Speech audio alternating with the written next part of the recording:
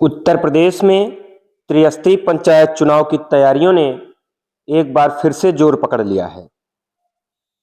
Block की जनसंख्या के हिसाब से आरक्षण की प्रक्रिया शुरू हो चुकी है। यूपी पंचायत चुनाव में आरक्षण का फार्मूला तय हो चुका है। इसके लिए निदेशालय ने हर ब्लॉक से रिपोर्ट भी मांग ली है। जी हां, निदेशालय के रिपोर्ट मांगते ही तैयारियों ने एक बार पुनः जोर पकड़ लिया है। उत्तर प्रदेश में पंचायत चुनाव की तैयारियां शुरू हो चुकी हैं। आरक्षण को तय करने के लिए निदेशालय ने जनसंख्या के आंकड़ों को मांग लिया है। जनसंख्या के आंकड़ों के हिसाब से ही इस बार आपके गांव की सीटों का आरक्षण किया जाएगा। आरक्षण की प्रक्रिया को लेकर के कई दिनों से असमंजस की स्थिति बनी हुई है, लेकिन अभी तक स्पष्ट रूप से आरक्षण की प्रक्रिया प्रारंभ नहीं हो पाई है। इस बार यूपी पंचायत चुनाव में जो भी सीटें हैं जो पिछली बार आरक्षित थी, वह इस बार दूसरे वर्ग के लिए बदलकर नए आरक्षण की प्रक्रिया के अधीन आ जाएंगी। इस बार जनसंख्या के हिसाब से ही आरक्षण की प्रक्रिया शुरू होगी।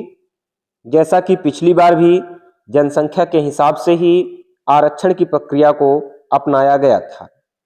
चुनाव में आरक्षण तय करने के लिए निदेशालय ने जनसंख्या के आंकड़े को मांग लिया है। आरक्षण के हिसाब से ही आगे की तैयारी शुरू हो पाएगी। निदेशालय ने यूपी पंचायत चुनाव में जनसंख्या को आंकड़ों को मांगने के लिए अनुसूचित जाति, अनुसूचित जनजाति, अन्य पिछड़ा वर्ग और महिला वर्ग के आरक्षण के लिए जनसंख्या रिपोर्ट मांगी है, जो हर एक गांव से जनसंख्या के हिसाब से तय किया जाएगा। ब्लॉक में सबसे अधिक जनसंख्या वाले आंकड़े को आरक्षण की श्रेणी में रखा जाएगा। इसके लिए मैं आपको एक सेपरेट वीडियो बना करके संपूर्ण जानकारी से अवगत भी करा दूंगा। अभी के लिए आपको बता दूं कि जो जनसंख्या मांगी गई है वह अनुसूचित जाति, अनुसूचित जनजाति, अन्य पिछड़ा वर्ग की जनसंख्या मांगी गई है, क्योंकि उनकी जनसंख्या के हिसाब से ही सीटों का आरक्षण होगा। आपको बता दें कि जिस ब्लॉक में शुरुआत से जिस जाति की संख्या ज्यादा रहेगी, उस हिसाब से ग्राम पंचायतों को आरक्षित किया जाएगा। जैसे अगर एक गांव में एक ब्लॉक में 100 गांव हैं, तो इन 100 गांवों में सबसे ज्यादा जिनमें ओबीसी की संख्या होगी, ऐसे 27 गांवों को घटते क्रम में आरक्षित किया जाएगा। पंचायत चुनाव को लेकर के राज्य निर्वाचन आयोग की सख्ती के बाद अब पंचायती राज विभाग ने भी तेजी दिखाने शुरू कर दिए हैं। पंचायती राज निदेशालय ने डीपीआरओ से ग्राम प्रधान, ग्राम पंचायत सदस्य, क्षेत्र पंचायत सदस्य और जिला पंचायत सदस्य के विभिन्न पदों के सापेक्ष जनसंख्या के आंकड़े मांगे हैं।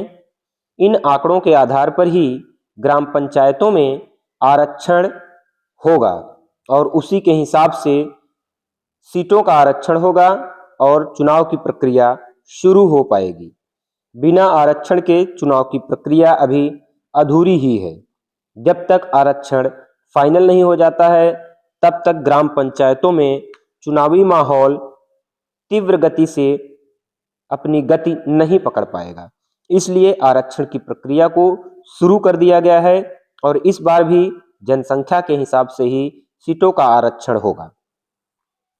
चुनाव आयोग के स्तर पर मतदाता सूची का पुनरीक्षण कर लिया गया है।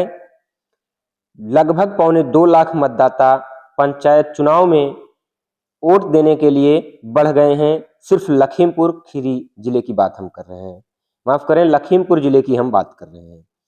इसके अलावा करीब 1.25 करोड़ बैलेट पेपर भी जिले में आ चुके हैं। एक जिले की मैं बात कर रहा हूं, लखीमपुर की। इसी प्रकार हर जिले में लगभग 1 करोड़ से अधिक मतदाता वोट डालेंगे। इसके लिए बैलेट पेपर आ चुके हैं, माफ करें, 1 करोड़ बैलेट पेपर आ चुके हैं। एसआईआर का कार्य लगभग पूर्ण हो चुका है। अब राज्य निर्वाचन आयोग का पूरा फोकस पंचायत चुनाव पर है। चुनाव के लिए पंचायतों में अब आरक्षण लागू किया जाना है, जिसको लेकर के पंचायती राज विभाग के साथ साथ राज्य निर्वाचन आयोग उत्तर प्रदेश भी अपने स्तर से सक्रिय हो चुका है। जैसे ही जनसंख्या संबंधित आंकड़े उपलब्ध करा दिए जाएंगे, वैसे ही आरक्षण की प्रक्रिया शुरू कर दी जाएगी। दरअसल पिछले वर्ष भी आरक्षण की प्रक्रिया को जनसंख्या के हिसाब से ही लिया गया था।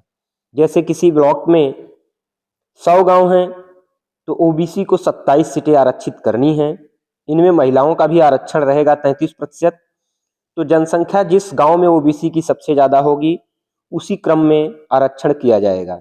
अगर 100 गांवों में 27 गांव ऐसे हैं जहां ओबीसी की संख्या सबसे ज़्यादा है, तो उन गांवों को अन्य पिछड़ा वर्ग के लिए आरक्षित किया जाएगा।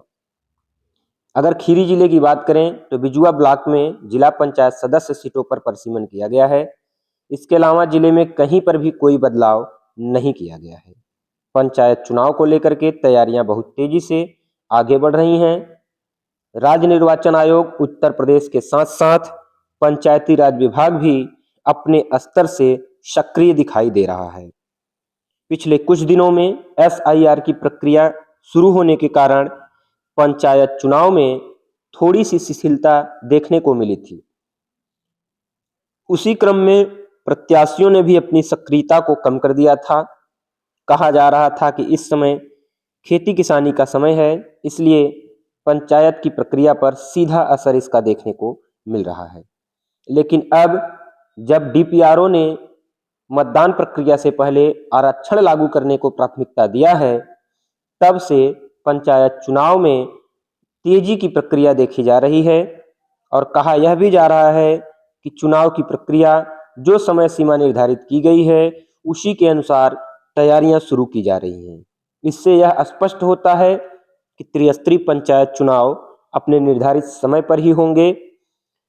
कहा यह भी जा रहा है कि मार्च तक आरक्षण की प्रक्रिया पूरी तरीके से पारदर्शी हो जाएगी, फाइनल हो जाएगी और अप्रैल तथा मई महीने में चुनाव भी संपन्न करवा लिए जाएंगे।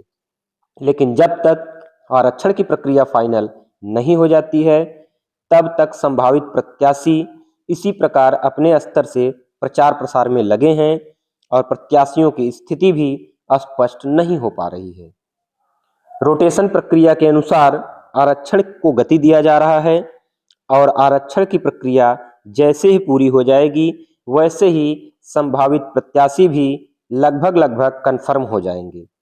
जिस वर्ग के लिए आरक्षण फाइनल होगा, उस वर्ग के प्रत्याशी अपने स्तर से गांवों में और अपने क्षेत्रों में प्रचार प्रसार शुरू कर देंगे। तो आज की हमारी वीडियो कैसी लगी हमें कमेंट बॉक्स में जरूर बताएं।